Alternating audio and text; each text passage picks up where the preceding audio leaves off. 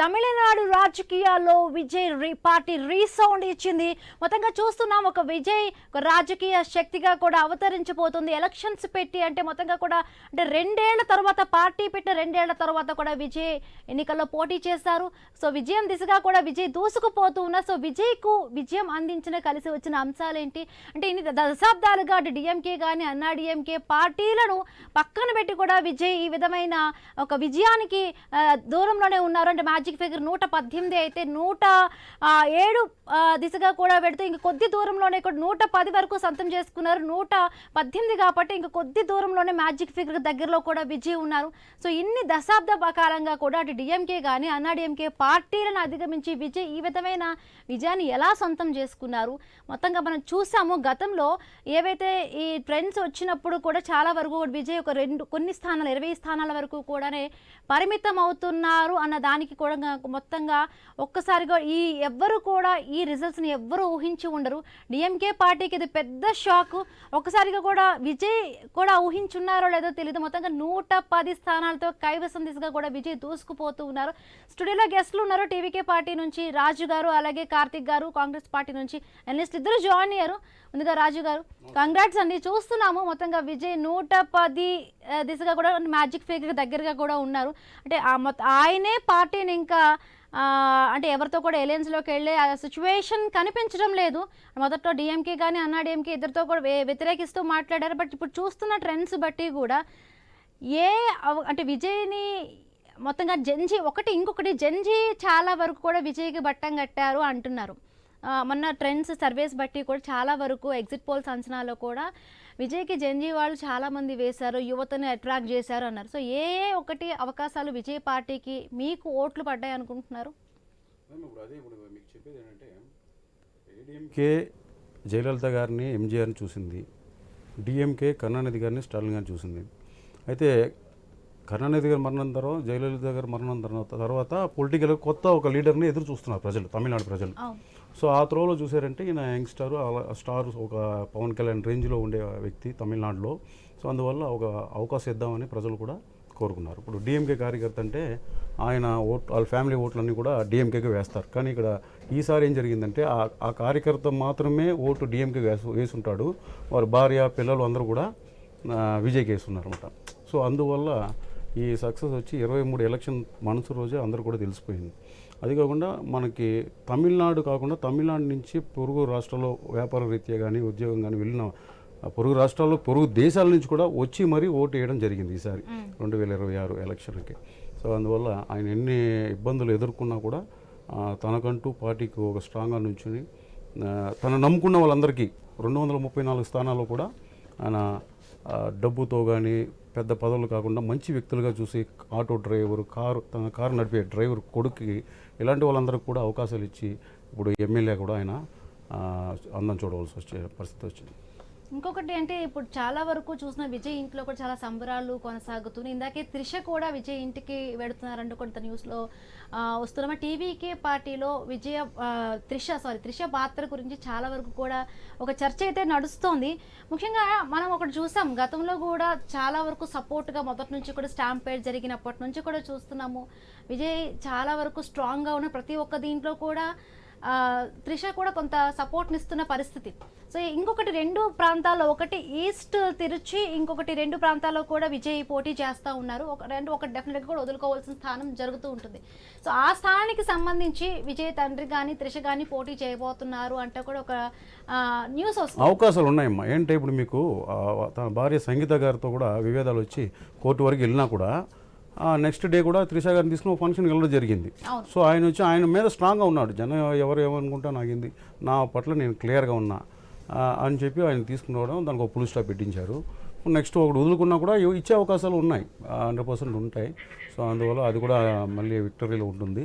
So ప్రస్తుతానికి అయితే సెంగోటవన్ అనే ఎక్స్ మినిస్టర్ సార్ కూడా ఉన్నారు, విజయ్ గారు కూడా ఉన్నారు. ఆయన ఏడీఎంకేలో 2 సార్లు మినిస్టర్గా ఉన్నారు. సో ఈయనకి బ్యాక్ బోన్గా ఉన్నారు. ఖుషి ఆనంద్ అని చెప్పి టీ నగర్లో నిలబడ్డారు. ఆయన కూడా అప్పుడు ఎమ్మెల్యే క్యాండిడేట్గా ముందు విక్టరీలో ఉన్నారు. సో వీళ్ళంతా కూడా మంచి గైడ్లైన్స్లో ఈ 110 అనేది ఇప్పుడు ఒక 5-6 టయానికి పెరిగే అవకాశాలు ఉంటాయి. లేదంటే ఈయన ఎక్కడి నుంచి విసిలేసినా కూడా సెంగోటవన్ అక్కడి నుంచి పరిగెట్టడానికి రెడీగా ఉంటారు. అంటే ఆల్మోస్ట్ సీఎం రేంజ్లో ఉన్న వ్యక్తి ఆయన కూడా. జయలలిత గారు మరణానంతరం ఓపీఎస్ గారిని, టీటీవీ ధన గారిని, శశికళ గారిని వీళ్ళందరూ లైన్లో పెట్టేటప్పుడు సెంగోటోన్ కూడా ఒక వ్యక్తి అందులో. సో అలాంటి మోస్ట్ పవర్ఫుల్ వ్యక్తి ఈయన వెనకాల ఉండడం అనేది నేను ఒక ప్లస్. చాలా వరకు డిఎంకేకి అన్నీ పట్టం కట్టిన పరిస్థితి. బట్ అనూహ్యంగా కూడా ఇవాళ రిజల్ట్స్ చూస్తే మొత్తంగా విజయ్కి ఒక్కసారిగా విజయ్ కూడా ఊహించని ఒక రకమైన ఆనందంలో కూడా వెళ్ళిపోయి ఉన్నారు. మొత్తంగా ఏం చెప్తారు, ఏంటి ఇక్కడ పవన్ కళ్యాణ్ ఏమైనా కూడా అక్కడ ఫాలో అయ్యేటట్టుగా కూడా కనిపిస్తోందా? అదే ఇప్పుడు యాక్చువల్లీ మీకు 1953లో మన రాష్ట్రాలు రెండు విడిపోయినాయి, అంటే తమిళనాడు అండ్ ఆంధ్రప్రదేశ్. మీకు రాజకీయంగా కూడా చూసారంటే కొన్ని ఇక్కడి నుంచి అక్కడ ఫాలో అవ్వడం జరుగుతుంది. నేను 2 రాష్ట్రాలు తిరుగుతున్నాను కాబట్టి ఇప్పుడు మీరు పవన్ కళ్యాణ్ గారు మూవీస్ విధంగా చూసినా కూడా ఇప్పుడు మనకు టాప్ అగ్రస్థానంలో ఉండే నటుల్లో పవన్ కళ్యాణ్ గారు, మహేష్ బాబు గారు ఎలా మనం చూస్తుంటాం. ముఖ్యంగా కూడా అంటే చాలా వరకు విశ్లేషకులంతా కూడా మన పవన్ కళ్యాణ్ గారి స్థాయిలో ఉన్నారు కాబట్టి ఈయన కూడా ఆయన ఫాలో అవుతూ వెళ్తున్నారు అనేది కొద్దిగా ఫాలో చేసుకుంటున్నారు. అదే జగన్మోహన్ రెడ్డి గారు, పవన్ కళ్యాణ్ గారు ఇద్దరు మిత్రులు. మరి అట్లా అంటే మిత్రులు అంటే ఇప్పుడు చూడండి, అయితే ఎడపడి పళనిస్వామి, స్టాలిన్ కూడా ఇద్దరు కలిసి మాట్లాడుకుంటారు. అంత మాత్రాన రాజకీయంగా కూడా అయిపోరు కదా. ఇప్పుడు అవన్నీ కొన్ని ఫాలో ఇప్పుడు ఆయన లైలా కాలేజ్ లో ఒక సర్వే. విజయ్ గారు ఓడిపోయి ఉంటే మీరు ఇట్లానే అంటుండేనా? ఆయన గెలిచినారు కాబట్టి మీరు ఓన్ చేసుకుంటున్నారు. ఎప్పుడైతే ఏప్రిల్ 23 దాటిందో, ఎప్పుడైతే ఏప్రిల్ 23 ఎలక్షన్ దాటిందో 24th నుంచే ఏడీఎంకే పేరు కానీ డిఎంకే పేరు కానీ ఎక్కడ కూడా వినపడలా. మీరు ఓడిపోయిందని ఈ రోజున మన May 4th మనం మాట్లాడుకుంటున్నాం. I said that day also, ఆ రోజే చెప్పేసి. ఏంటంటే జనానికి వచ్చి ఒక పెద్ద ఐకాన్ కావాలి కాబట్టి పవన్ కళ్యాణ్ గారితో పోలిక అని అంటున్నారు. ఓడిపోయి ఉంటే మా పవన్ కళ్యాణ్ ఓడిపోయినట్టు ఓడిపోయింది అని అంటుండేనా? మళ్ళీ ఛాన్స్ వస్తుంది అంటారు. పవన్ కళ్యాణ్ గారు ఫస్ట్ టైం 2 నియోజకవర్గాలు పవన్ కళ్యాణ్ గారు 2 ప్లేస్లో ఓడిపోయి తర్వాత గెలిచారు. సో ఈసారి ఏమైందంటే ఇంకా జనం ఓటేసేటప్పుడు పవన్ కళ్యాణ్ గారు మైండ్లో పెట్టుకుని కూడా ఆయన ఒక స్టార్ అయ్యారు. అదే స్టార్లో ఈయన కూడా వేసుకునే అవకాశాలు ఉన్నాయి. అంతకు ముందు జరిగిన పెళ్లిలో జగన్మోహన్ రెడ్డి గారు చాలా సన్నిహితంగా ఉన్నారు. సో జగన్మోహన్ రెడ్డి గారిని చూసే ఓట్లు వేసారు అనొచ్చు కదా. నేనేమంటా అంటే ఇప్పుడు బీజేపీ ఇప్పుడు 5 స్థానాల్లో బీజేపీ విన్నింగ్ ఉంది, కాంగ్రెస్ డౌన్ ఉంది కాబట్టి పైన వచ్చిన చూస్తున్నా. సందర్భం విజయ్ గారి గెలుపు, ఆయన గెలుపు, ఆ గెలుపులో వేరే వాళ్ళకు క్రెడిట్ లేదు, వాటాలు లేవు అని అంటున్నా నేను. ఆయన గెలుపును తీసుకుపోయి ఎవరికి ఎందుకు అంటగడతారు? అంటగలపలేదు సార్, మీరు పాయింట్ అర్థం చేసుకుంటున్నా. పాయింట్ ఏముంది? పవన్ కళ్యాణ్ కారణం బాలీవుడ్ పవన్ కళ్యాణ్ కారణం చెప్పలేదు కదా. ఆయన ఫాలో జయించడం వెనకాల సొంతంగా 15% ఆయన ఫాలో అయ్యారు మేము చెప్తున్నాం. అక్కడ మేమే కాదన్నా, చాలా వరకు మీడియాలో కూడా మీరు చూసారంటే విజయ్ గారు చూడండి. ఆయన అట్లాంటి పవన్ కళ్యాణ్ గారు పవన్ కళ్యాణ్ గారు ముగ్గురు భార్యల్ని చేసుకున్నాడు. విజయ్ గారు 3 భార్యల్ని చేసుకున్నాడా? డిఎంకే పార్టీకి సంబంధించి స్టాలిన్ గానీ, ఉదయనిధి స్టాలిన్ గానీ, సో వాళ్ళిద్దరికీ కూడా చాలా వరకు అసలు అక్కడ కూడా టీవీకే పార్టీ అభ్యర్థి ముందంజలో ఉన్నారు. ఎందుకు నెగటివిటీ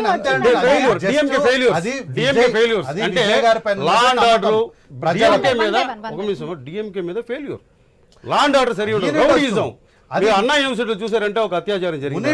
ఒక మహిళ సోదరి అంటున్నారు కదా, అదే మహిళా సోదరి గురించి అదే కాంగ్రెస్ ఏదైతే కూటమితో డిఎంకే ఉందో అక్కడ కూడా జరిగింది. విజయ్ గారి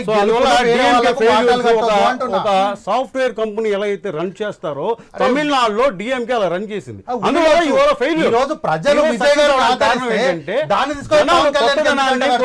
కొత్తదనాన్ని కోరుకుంటున్నారు.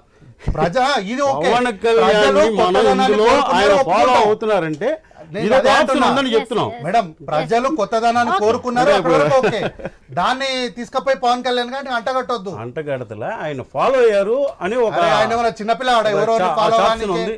ఆయన సినిమాలు కూడా ఆయన సినిమా ఎంచుకుని ఆయన సక్సెస్ సల్మాన్ చేసిండు. అయితే ఏమైంది? మహేష్ బాబు ఆయన తీసుకున్నాడు. ఏమైంది? వెంకటేష్ గారు చేయలేదా? రాజా సినిమా సినిమాలకి రాజకీయాలకి ఉన్నాయి కదా, ఒక ఏం లేవు కనెక్షన్ ఉందని తెలుస్తుంది కదా. పూర్తిగా విజయ్ గారి ఒక స్టార్ ఎలా తెలుసు ఒక విషయం, విజయ్ గారు ఎలా తెలుసు జనానికి, ప్రపంచానికి? విజయ్ అంటే ఎవరు? యాక్టర్. సో యాక్టర్ అనేటప్పుడు ఒక పబ్లిక్లో ఆయనకి ఏం వాల్యూ ఉంది, పక్క రాష్ట్రంలో ఎలా ఉంటుంది పవన్ కళ్యాణ్ మీకు అర్థమైతలేదు. ఎన్నికల క్షేత్రంలోకి దిగితే తెలుస్తుంది ఆ బాధ ఏందో. మీరు ఎన్నికల క్షేత్రంలో ఉన్నారో నాకు తెలియదు, ఎన్నికల క్షేత్రంలో ఉంటే తెలుస్తుంది. అట్లా అంటే విజయ్ గారు కేసీఆర్ గారు కలిసిపోయినరు, అట్లా దీన్ని మన కేసీఆర్ గారికి అంటగడతారా? లేకపోతే జగన్మోహన్ రెడ్డి గారు జస్ట్ ఎన్నికల కన్నా ముందు పెళ్లిలో సన్నిహితంగా ఉన్నారు, దానికి ఏమైనా అంటగడతారా? ఆయన విజయాన్ని ఆయన ఎంజాయ్ చేయనియండి, అనవసరంగా తీసుకపోయి వాళ్ళకి వీళ్ళకి ఎందుకు అంటగడతారు? ఒకరిని ఫాలో అవ్వాల్సిన అవసరం ఆయనకేముంది? అట్లా కనుక పవన్ కళ్యాణ్ని ఫాలో అయింటే ఈయన కూడా ఏ డిప్యూటీ సీఎం గానో లేకపోతే ఎక్కడ ఓడిపోయిన ఎమ్మెల్యే గారు మిలిగిపోతుండే. ఆయన సొంతంగా కష్టపడ్డాడు, సీఎం దాకా వచ్చిండు. ఆయన ఆయన 22 స్థానాల్లో 22 స్థానాలు 21, 26 175లో 21 పోటీ చేసిండు. బట్ ఇయర్ డిఫరెంట్, ఈయన అన్ని స్థానాల్లో పోటీ చేసిండు. వేర్ ఇస్ ద కంపారిటబిలిటీ చెప్పండి నాకు ఇప్పుడు? 175లో 21 పోటీ చేసి 100% స్ట్రైక్ రేట్ అంటే. చెన్నైలో కూడా 16 సీట్లు ఉంటే 12 సీట్లు కూడా అక్కడ టీవీకే వచ్చిన సందర్భం ఉంది. నేను అదే అంటున్నా. ఇప్పుడు టీవీకే కొన్ని స్థానాల్లో పోటీ చేయలేదు, అన్ని స్థానాల్లో పోటీ చేసింది. డ్రైవర్ కొడుకైనా సరే గెలిస్తే గెలిచిండు, ఓడిపోతే ఓడిపోయిండు. మేము ఎన్నికలకు పోతాం, చావోరేవో తెలుసుకుంటాం, ధైర్యంగా ముందుకెళ్ళారు. రైట్, ఇంకా డీటెయిల్గా కూడా డిస్కస్ చేద్దాం. అసలు విజయానికి కారణాలు ఏంటి, ఏ అంశాలు కలిసి వచ్చే చిన్న బ్రేక్ తర్వాత డిస్కస్ చేద్దాం.